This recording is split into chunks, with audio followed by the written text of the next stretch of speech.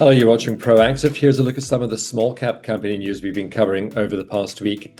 Cordiant Digital Infrastructure has reported a strong year, delivering a 16.3% total NAV return, growing revenue by 9.9%, supported by data center growth.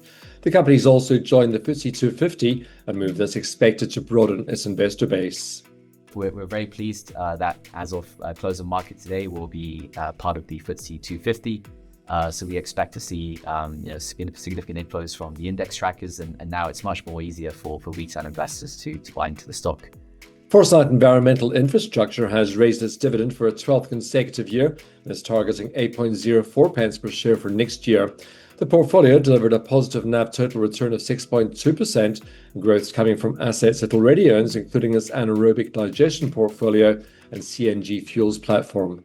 I think the exciting thing for us is that the opportunities are really coming from assets we already own rather than requiring new acquisitions. And we've often talked about our portfolio having the capacity to deliver accretive value enhancement opportunities, particularly across certain aspects of the portfolio. BSF Enterprise made global headlines with the world's first T-Rex leather handbag. And while the Paris auction reserve wasn't met, it caught the eye of major sportswear and automotive companies.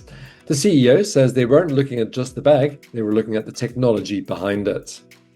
So they want high performance, sustainable materials at an industrial scale.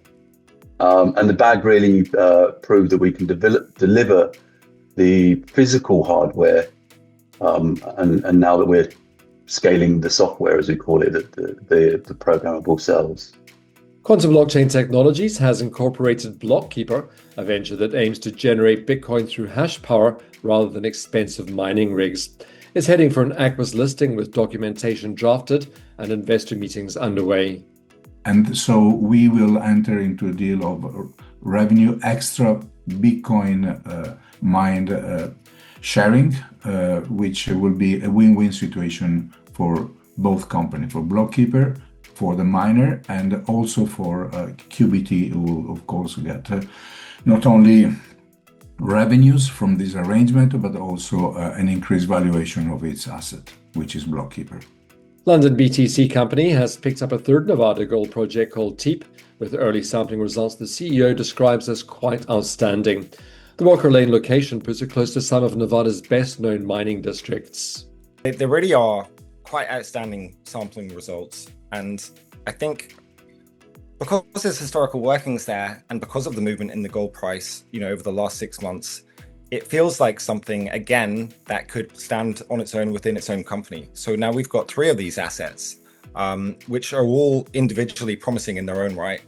Rome Resources has started small-scale mining at its Kalai Tin project in the DRC, a key step towards securing a full mining license. Drilling assays and an updated resource estimate are due soon. It's effectively saying that we've seen the cassiterite mineralization at surface in this part of Kalai, and it's proven once they start digging down, it's not just something that's just at the surface; it's actually in the bedrock. Follow us and subscribe on YouTube, our social channels, and on proactiveinvestors.co.uk.